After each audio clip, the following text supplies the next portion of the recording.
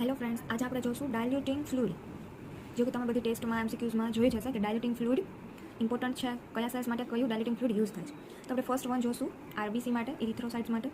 તો ઇરિથ્રોસાઇટ્સ માટે આપણે તો જૂનું ને જાણીતું હિમ્સ ડાયલ્યુટિંગ ફ્લુઇડ.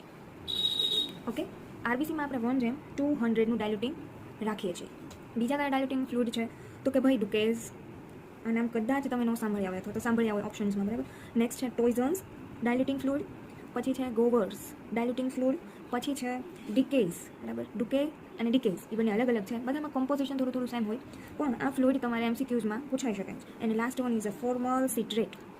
ઓકે, તો આ છે તમારા આરબીસીના ડાયલ્યુટિંગ ફ્લુઇડ, જેમાં 1:200નું ડાયલ્યુશન કરવામાં આવે છે, જેમાં સેન્ટરમાં 25 સ્ક્વેર હોય, એમાંથી તમારે વચ્ચેના 5માં કાઉન્ટ કરવાનું હોય, મતલબ આ વચ્ચેનું છે, હજુ અહીંયા હોય, બરાબર.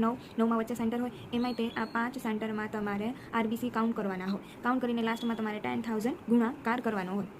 હવે આવે છે તમારું WBC ડાયલ્યુટિંગ ફ્લુઇડ, જેમાં છે તમારું ટર્ક સોલ્યુશન, જે તમે કદાચ જાણતા જ હશો એ નામથી.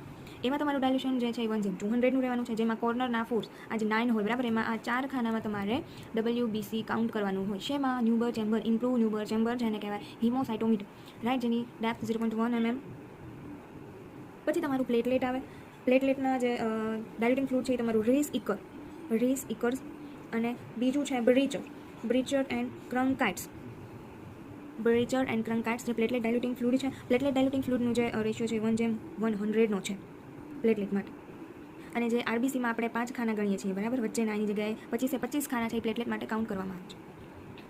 પછી છે તમારું એબ્સોલ્યુટ ઇઓસિનોફિલ કાઉન્ટ્સ માટે તમારે હિન્જલ મેન ડાયલ્યુટિંગ ફ્લુઇડ યુઝ થાય છે. પછી તમારે ઇઓસિનોફિલ્સ કાઉન્ટ માટે તમારે ડુંગર્સ આ બધા યાદ રાખવા ખૂબ જ જરૂર છે. ઇઓસિનોફિલ્સ માટે ડુંગર્સ ડાયલ્યુટિંગ ફ્લુઇડ યુઝ થાય છે.